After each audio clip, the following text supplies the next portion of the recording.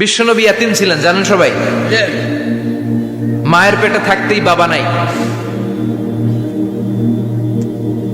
6 বছর বয়সে মা নাই, দাদার কাছে মানুষ হলেন, 8 বছর বয়সে দাদাও নাই, চাচার কাছে মানুষ হলেন, তার মানে ইয়াতিম ছিলেন, ঠিক কিনা?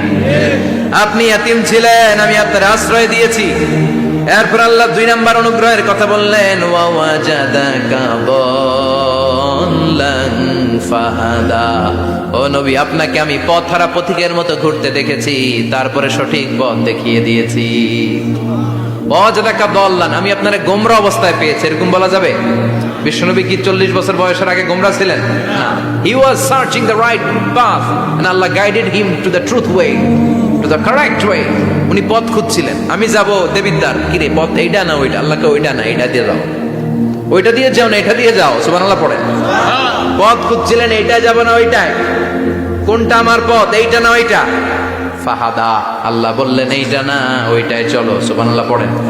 আমাদেরকে পথ দেখায় কে? আমি যদি কোনো দিন পথ ভুলে যাই, হাতছানি দিয়ে কাছে নিও, মমতার বন্ধনে আমায় বেঁধে সব ভুল ক্ষমা করে দিও, পড়েন আমিন।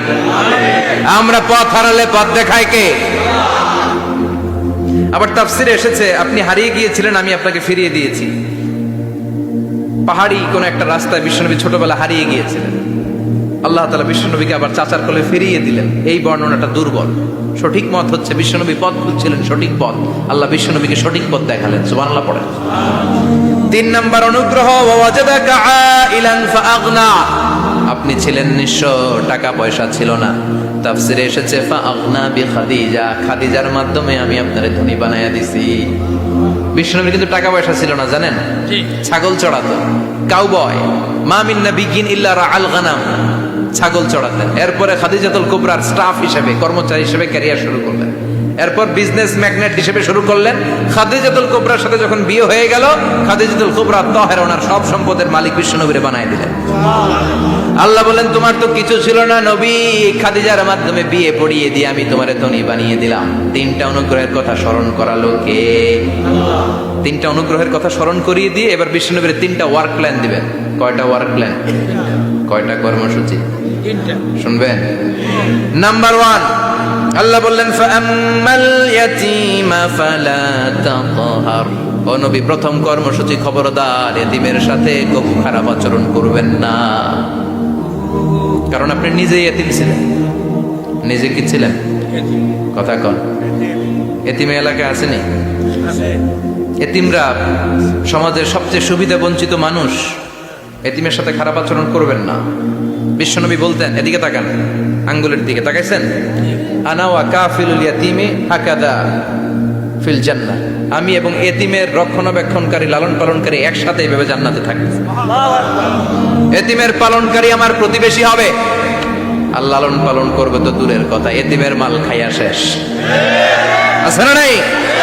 ইন্নাল্লাযীনা ইয়াকুলুনা আমওয়ালাল ইয়াতামা যুলমান ইন্নামা ইয়াকুলুনা ফি বুতুনিহিম নারা ওয়া সায়াসলাউনা সাঈরা। তুই এতিমের মাল খাস, তুই এতিমের সম্পদ খাস নাই, তুই জাহান্নামের আগুন পেটে ঢুকিয়েছিস। এতিমের সম্পদকে সে রক্ষণাবেক্ষণ করে দিয়ে এতিমের একটা ব্যবস্থা করে দিবে, ওইটা না, এতিমের সম্পদ মাইরা খায়া ফেলায়। তুমি এতিমের সম্পদ খাও নাই, তুমি জাহান্নামের আগুন পেটে ঢুকিয়েছো। এতিমকে ভালোবাসবেন, এতিমরে ভালোবাসা মানে নবীরে ভালোবাসা। কারণ আমার নবী এতিম ছিল, ঠিক কি না? এতিমের মাথায় হাত বুলিয়ে দিবেন। আল মাসহু, খেয়াল করেন, আল মাসহু আলা রাসিল ইয়াতীম ইউজিলু কাসওয়াতাল কলব। এতিমের মাথায় হাত বুলিয়ে দিলে হৃদয়ের কাঠিন্যতা দূর করে দেয় কে? এক সাহাবী এসে বললেন, ইয়া রাসূলুল্লাহ, জাআ রাজুলুন ইলা রাসূলিল্লাহ ওয়া ইয়াশতাকি কাসওয়াতাল কলব।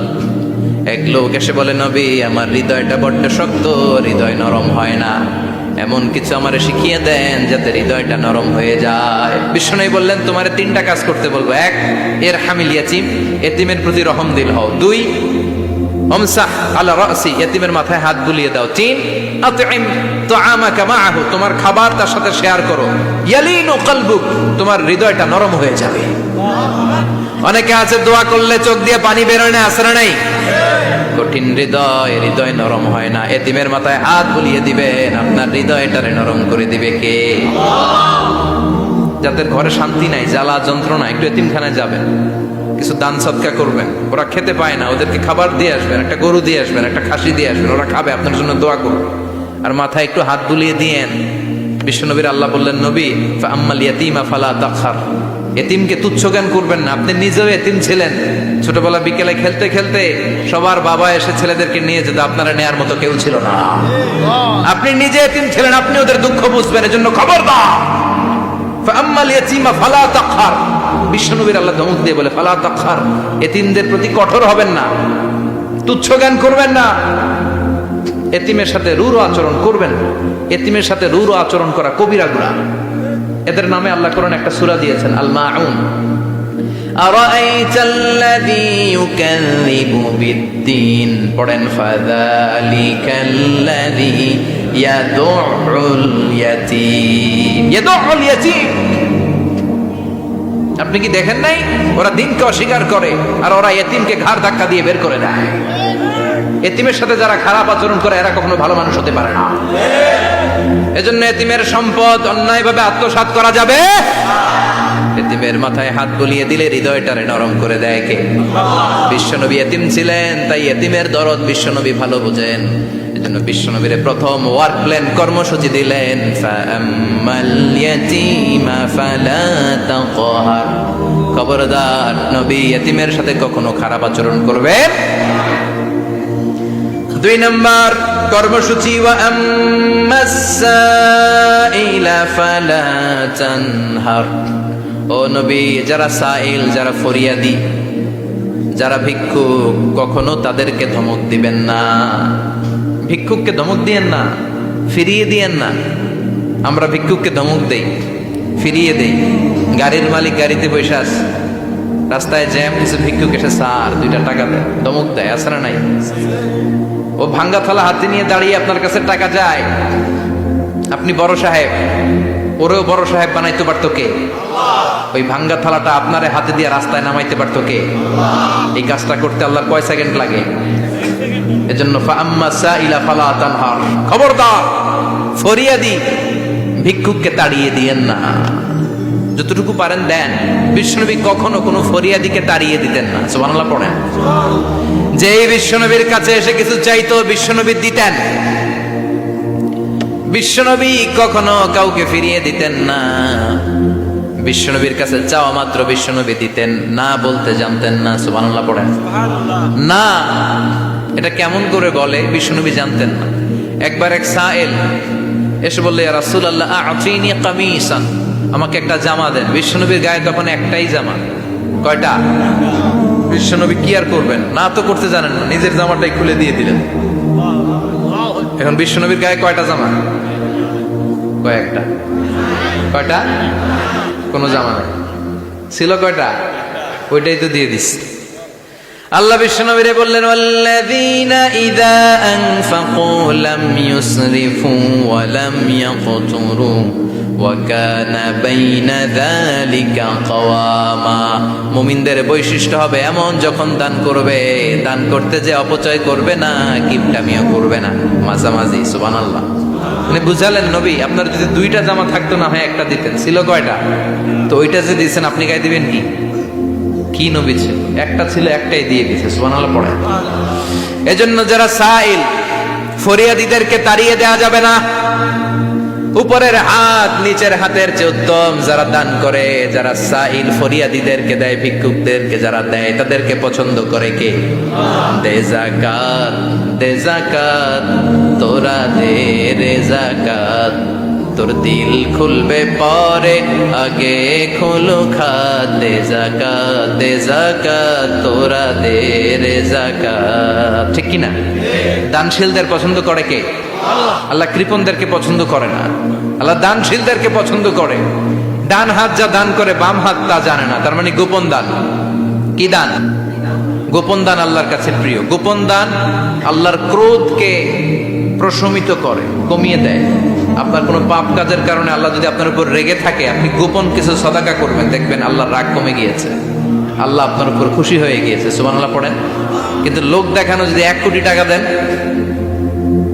অমুক ভাই মসজিদের জন্য দান করেছে 5 লক্ষ টাকা, বলেন মারহাবা। ওই কয় মারহাবা। এই যে মারহাবা মার্কা যে দানটা, এটাতে কোনো সওয়াব যদি যদি তার মনের ভিতরে এই ইন্টেনশন থাকে যে আমারে মারহাবা বলবে, আমাকে হাতেম তায়ের চাচাতো ভাই বলবে, আমাকে দানবীর সমাজসেবক বলবে, শিল্পপতি বলে তাকবীর দিবে, ঘোষণা দিবে, এই ইন্টেনশন নিয়ে যদি থাকে, এই 5 লক্ষ টাকায় কোনো কানা পরিমাণ সওয়াব হয়েছে, এটারে মিজানের পাল্লায় তুলে দিলে কিয়ামতের দিন কোন ওজন হবে?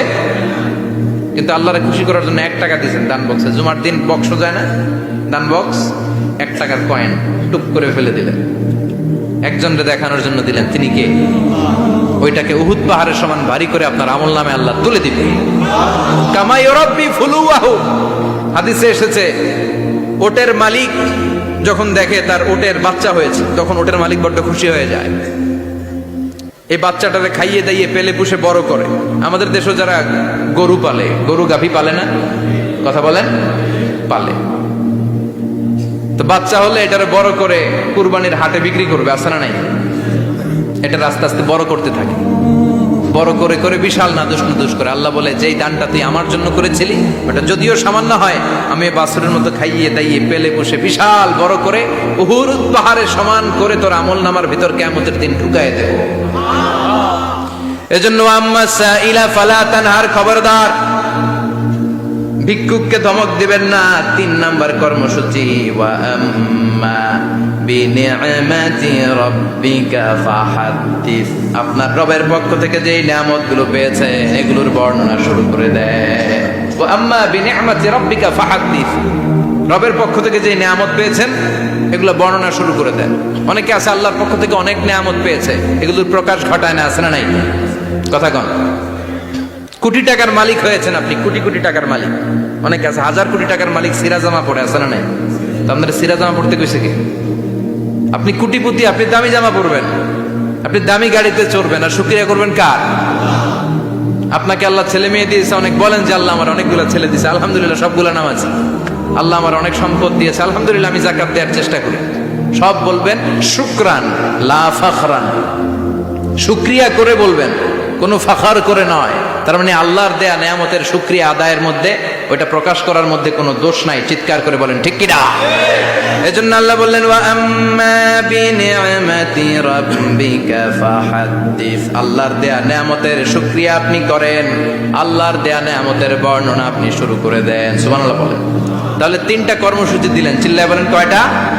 1 নম্বরে আল্লাহ বললেন, ফা আম্মাল ইয়াতীমা ফালা তাকহার, খবরদার এতিমদেরকে ধমক দিবেন না, যারা সুয়াল করে ফরিয়াদ করে তাদেরকে ফিরিয়ে দিবেন না, আর নিয়ামতের শুকরিয়া করেন। সুবহানাল্লাহ।